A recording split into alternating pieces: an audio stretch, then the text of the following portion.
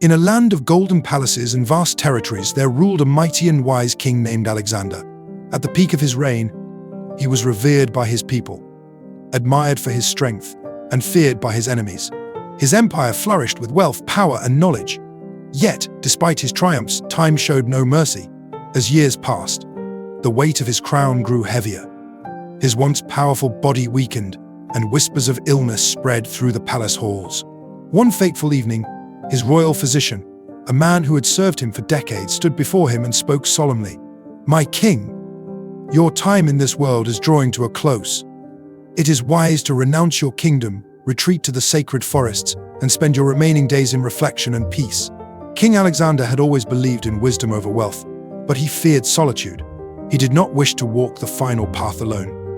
His heart longed for companionship, for someone to stand beside him as he stepped away from the throne. He had 4 wives, each of whom had played a different role in his life. He decided to ask them one by one who would accompany him on his last journey. His first visit was to his youngest wife, Isabella. She was the jewel of the kingdom, the most beautiful woman in the land. He had showered her with gifts, gold, and love. Surely she would not refuse. "My dearest Isabella, I have decided to leave everything behind. Will you come with me to the sacred forests?" Isabella barely lifted her gaze from her silken mirror as she replied, "My king, you are free to go wherever you wish, but I shall remain here.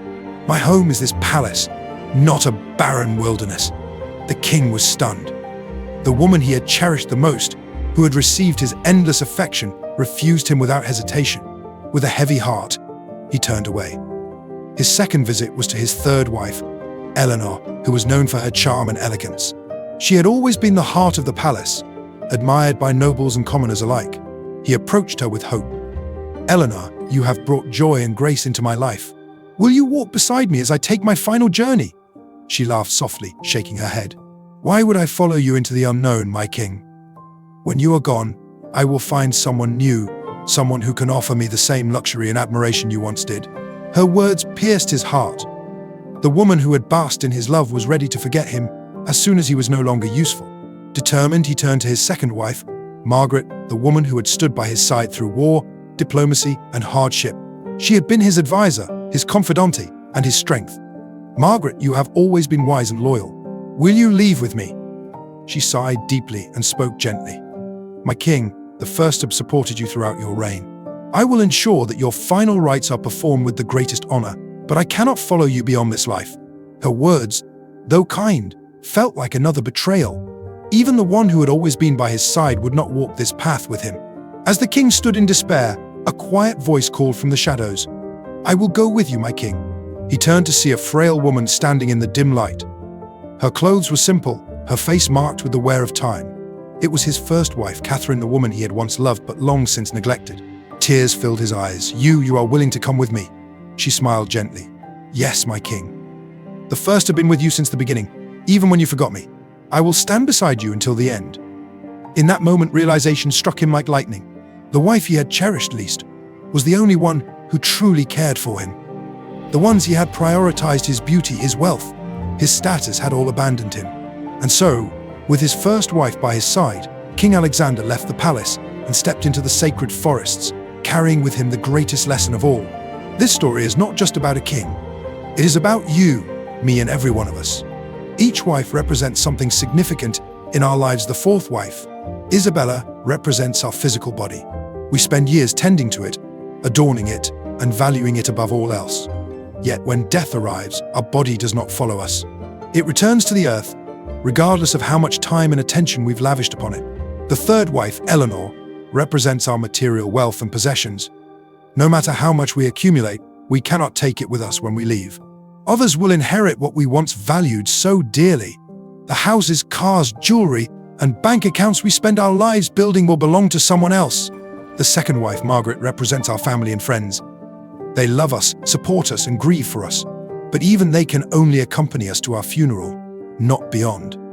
Their love is genuine, but limited by the boundaries of life and death. The first wife, Catherine, represents our soul, the one thing we often neglect. It is the only companion that stays with us through life and beyond. Yet in our daily pursuits, we frequently forget to nurture it, to listen to its whispers, to honor its needs. We spend so much time chasing wealth, beauty, and approval while ignoring the voice within us, the voice of our soul. But in the end, the only thing that truly matters is how we have nurtured our inner self. Think about how much time you spend each day caring for your body, exercising, grooming, dressing. Think about the hours you devote to earning money, acquiring possessions, and maintaining your status. Consider the energy you invest in relationships, both meaningful and superficial.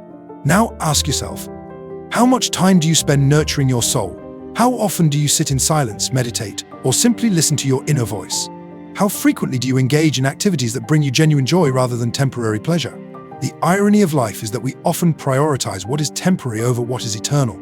We chase after things that will inevitably leave us, while neglecting the one thing that never will. This doesn't mean we should abandon our bodies, our possessions, or our relationships. These all have their place in a balanced life. But it does mean we should reconsider our priorities. Your body is a temple, but it is not you. Your possessions are tools, but they do not define you. Your relationships are precious, but they cannot complete you.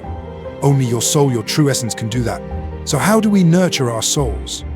It begins with awareness. Recognize that beneath the roles you play, parent, spouse, employee, friend, there exists a deeper self, a consciousness that observes without judgment. Make time for solitude. In our hyper-connected world, moments of genuine solitude are rare and valuable. Find a quiet space where you can be alone with your thoughts, free from distractions and expectations. Practice mindfulness. Whether through formal meditation or simply paying attention to the present moment, mindfulness helps us connect with our inner selves. It allows us to observe our thoughts and emotions without being controlled by them. Engage in activities that bring you joy. Not the fleeting pleasure of a social media like or a shopping spree, but the deep, abiding joy that comes from doing something you love for its own sake. It might be creating art, walking in nature, playing music, or helping others. Reflect on your values. What truly matters to you? What principles guide your life? When you align your actions with your values, you honor your soul. Forgive yourself and others. Holding on to resentment and regret weighs down the soul. Forgiveness liberates it. Express gratitude. Recognizing the blessings in your life, even amid challenges, nourishes your spirit.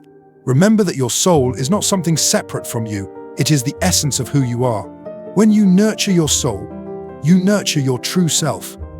King Alexander learned this lesson at the end of his life. He realized that he had invested in what was temporary and neglected what was eternal.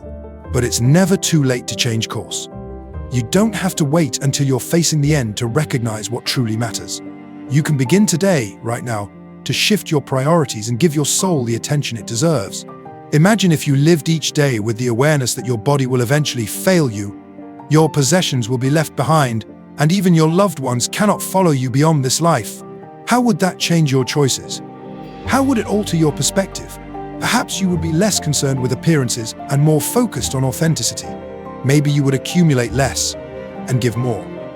You might spend less time on trivial conflicts and more on meaningful connections.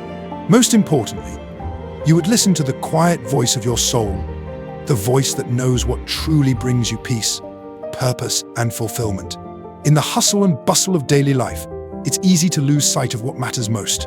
We get caught up in deadlines, responsibilities, and expectations. We worry about what others think of us and whether we measure up to society's standards of success. But at the end of the day, at the end of a life, none of that matters. What matters is whether you lived in alignment with your true self, whether you honored the wisdom of your soul. The story of King Alexander and his 4 wives reminds us that we often invest our energy in what is fleeting while neglecting what is eternal. It challenges us to reconsider our priorities and make space for what truly matters. So take a moment today to connect with your soul. Sit in silence, breathe deeply, and listen to the wisdom that resides within you. Ask yourself what brings you genuine joy and fulfillment, not just temporary pleasure or validation. And then, perhaps most importantly, have the courage to align your life with that wisdom. It may mean making difficult changes or letting go of what no longer serves you. It may require stepping away from the noise and expectations of the world to hear your own inner voice. But in doing so, you honor the most faithful companion you will ever have, your soul. Like King Alexander's first wife, it has been with you from the beginning and will stay with you until the end. It deserves your attention, your care, and your respect. In the end, the quality of your life is not measured by what you accumulated, achieved, or acquired.